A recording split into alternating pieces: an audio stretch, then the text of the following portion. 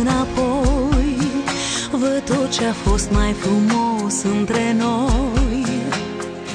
Clipe sublime, cum vezi în filme, cu noi doi.